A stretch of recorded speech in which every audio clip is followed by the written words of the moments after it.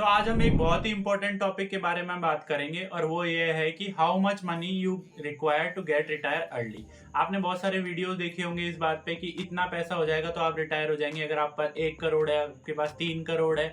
Different लोगों ने आपको कैलकुलेशन करके एक्सेल में और डिफरेंट डिफरेंट कैलकुलेटर यूज करके बताया होगा कि अगर आपके पास इतने पैसे हो जाएंगे तो आप बहुत जल्दी रिटायर हो जाएंगे और आपको फाइनेंशियल फ्रीडम मिल जाएगी। मैं आपको यहाँ पे सबसे पहले ये बताऊंगा कि ये दोनों जो चीजें हैं वो बिल्कुल अलग है, रिटायर अर्ली और फाइनेंशियल फ्रीडम। हम इसी टॉपिक के बारे में बात करेंगे और हम बात करेंगे क्या सच में जो एक्सेल की जो कैलकुलेशंस हैं और ये जो अमाउंट आता है, ये जो 4% का रूल है कि आपके पास 2.5 करोड़ होंगे या 3 करोड़ होंगे तो आप रिटायर हो जाएंगे, क्या ये मिथ्स हैं या फिर ये बिल्कुल सही चीजें हैं। तो हम इस वीडियो में इसी के बारे में बात करेंगे।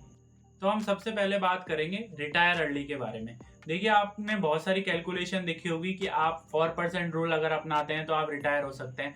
4% रूल क्या होता है? 4% रूल का ये मतलब है कि आप ईयरली जितना एक्सपेंडिचर करते हैं पहले उसे कैलकुलेट करिए। जैसे आप 1 लाख रुपए मंथली एक्सपेंडिचर कर रहे हैं तो 12 लाख आपका ईयरली हो गया और उसे मल्टीप्लाई कर दीजिए 25 से, यानी कि इस केस में ये हो रहा है 3 करोड़।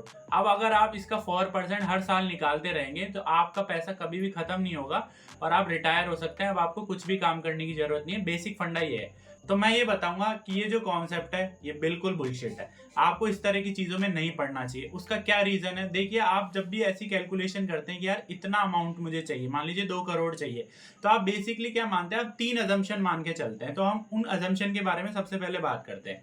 पहला अजम्पशन ये है, हम ये मानते हैं कि इन्फ्लेशन 6-7% के लगभग होगा। हम यही मान के कैलकुलेशन करते हैं, तभी जाके ये सारी चीज़ें, जो भी अमाउंट हम कैलकुलेट करते हैं वो आता है। लेकिन क्या इसमें सच में कोई बता सकता है कि जो आने वाले टाइम में इन्फ्लेशन इतना ही होगा? अगले 3 से 4 साल के लिए शायद आप फिर भी प्रेडिक्ट कर पाए, पर नेक्स्ट 30-40 ईयर्स बाद क्या होगा? अगर आज आप 30 के हैं, आप 60 के होंगे, क्या तब भी कंट्री में जो इन्फ्लेशन है वो 6 से 7% होगा? और ये जो इन्फ्लेशन है ये कितना करेक्ट है? ये कितनी सारी चीज़ों को छोड़ रहा है? जैसे आप देखते हैं रेंट जो है आपका, जो भी अगर आप रेंट पे रहते हैं तो देखेंगे कि आपका लैंडलॉर्ड आराम से 10% का कॉन्ट्रैक्ट करता है, हर साल उसको 10% बढ़ा देता है। यानी रेंट में जो इन्फ्लेशन है वो 10% है। एजुकेशन में लगभग 12% के लगभग का इन्फ्लेशन माना जाता है। तो ये जो डेटा है ये डिफरेंट डिफरेंट हो सकता है, तो आप गारंटी नहीं ले सकते। और यहाँ पे ये सिर्फ और सिर्फ वो इन्फ्लेशन को काउंट कर रहा है जो कि आपको गवर्नमेंट बता रही है, आपको आरबीआई बता रही है कि यार इस साल जो इन्फ्लेशन रहा वो रहा 6%। तो हो सकता है फ्यूचर में ना रहे और कोई नहीं जानता, हो सकता है कि कंट्री में कुछ इकोनॉमिक क्राइसिस आ जाए और ये इन्फ्लेशन 12-15-18% चले जाए, जैसे कि बहुत सारी कंट्रीज में हुआ भी है। दूसरी अजम्पशन हमारी ये है कि हमने जब कैलकुलेशन करी कि यार हमारा जो खर्चा है, मान लीजिए 1 लाख है, तो हमने इसमें कैलकुलेट किया हुआ कि 30,000 हमारा रेंट जा रहा है, 30,000 हमारा ट्रैवल में खर्च हो रहा है, 15-20 हज़ार हमारा ग्रोसरी में खर्च हो रहा है फॉर एग्जाम्पल, और 15-20 हज़ार एडजस्ट करे होंगे क्योंकि हर 2-3 महीने में थोड़ा बहुत कुछ नया खर्चा भी आता ही है। शायद आप वैकेशन पे जाएं, नया मोबाइल लें, लैपटॉप लें, ऐसे करके आपने कुल कैलकुलेशन किया और आपका जो कैलकुलेशन आया वो 1 लाख आया। पर क्या आपकी एस्पिरेशन है जो वो हमेशा इतनी रहने वाली है? क्या आप 1 लाख रुपए ही खर्च करेंगे?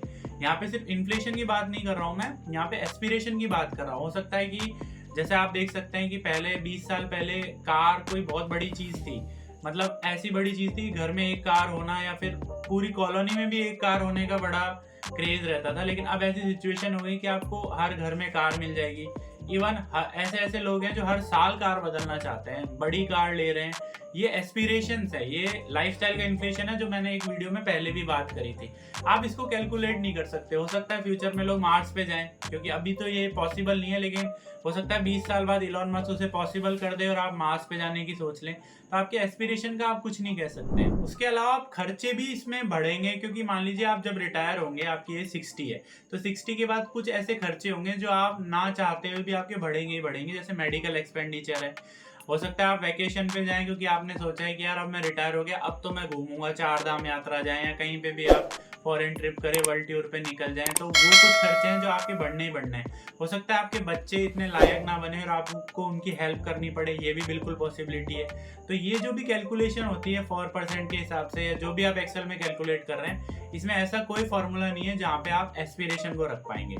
और तीसरी अजम्पशन आप ये मान के चलते हैं कि जहाँ पे भी आप इन्वेस्ट कर रहे हैं वहाँ पे आपको एक सर्टेन % का रिटर्न मिलने ही वाला है। जैसे इक्विटी में मैं करूंगा तो 12-14% का रिटर्न मान के चल रहा हूँ, पीपीएफ या कोई फिक्स इंस्ट्रूमेंट में कर रहा हूँ तो मैं 6-7-8% का रिटर्न मान के चल रहा हूँ।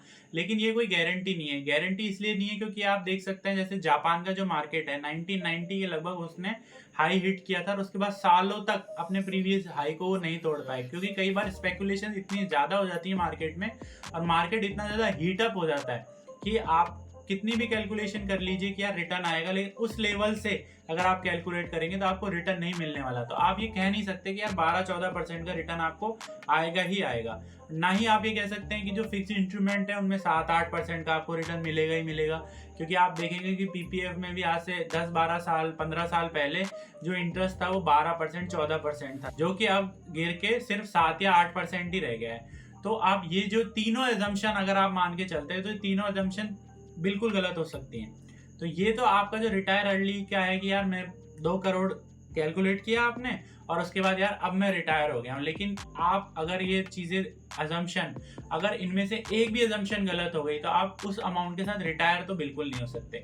हाँ, ऑब्वियस सी बात है, अगर आप अमाउंट ही ऐसा बनाते हैं लाइक 20 करोड़ 30 करोड़ तब तो डेफिनेटली आप रिटायर हो सकते हैं। 50 करोड़ किसी ने बना लिया तो वो डेफिनेटली वहाँ पे रिटायर हो सकता है। अब दूसरा कॉन्सेप्ट आता है, वो आता है फाइनेंशियल इंडिपेंडेंस। फाइनेंशियल इंडिपेंडेंस और रिटायर अर्ली में क्या डिफरेंस है? देखिए, रिटायर का मतलब है कि अब आप कमाएंगे नहीं, यानी अब आप ऐसा कोई भी काम नहीं करेंगे जिसमें आपको वहां पे कमाना पड़े, आपको जॉब करनी हो चाहे बिजनेस करना हो एक्टिवली, अब आप वो नहीं करेंगे।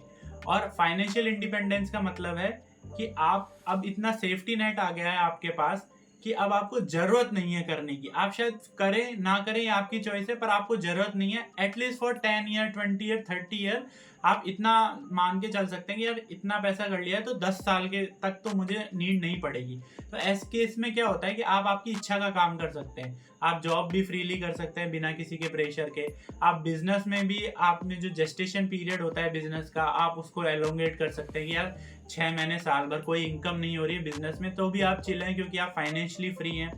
आप उसके अलावा गिटार बजाना, वेकेशन पे जाना, इस तरह की कोई और चीज़ें भी कर सकते हैं। लेकिन इसका ये मतलब नहीं कि आप परमानेंट काम छोड़ देंगे। और इवन मैं आपको एग्जांपल दूंगा कि जिस भी पर्सन को इतनी समझ है और उसने अमाउंट कैलकुलेट करके, मेहनत करके, पैसे जोड़ के, इन्वेस्ट करके वो वहाँ पहुँचा है, तो वो ऐसा पर्सन होगा नहीं कि जैसे उसका वो अमाउंट हिट हुआ उसी दिन से वो सारे काम छोड़ देगा। हाँ, वो ऐसे काम छोड़ सकता है जो उसे पसंद नहीं है और उससे मजबूरी में करने पड़ रहे थे। तो आप हमेशा एम करिए फाइनेंशियल इंडिपेंडेंस को, ना कि रिटायर अर्ली को। आप लिमिट मत लगाइए कि यार 3 करोड़ कमाने हैं, दैट्स इट।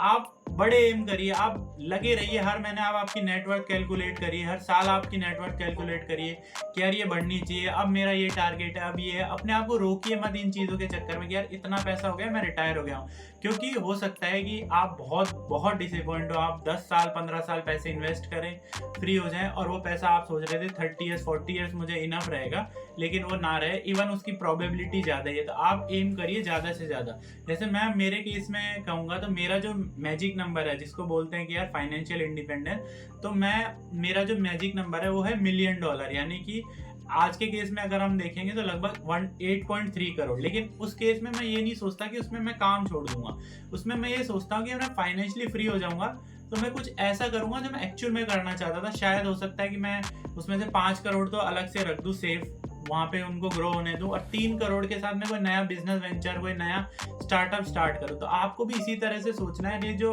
ट्रैप है कि यार रिटायर अर्ली, इतना अमाउंट हो गया, इतना सा अमाउंट बस 50,000 उसमें से महीने के निकाल लूंगा, उसमें मेरा खर्चा चल जाएगा और मेरी लाइफ चलती रहेगी, इस तरह की चीज़ें बिल्कुल नहीं करिए और आप एम करिए फाइनेंशियल इंडिपेंडेंस।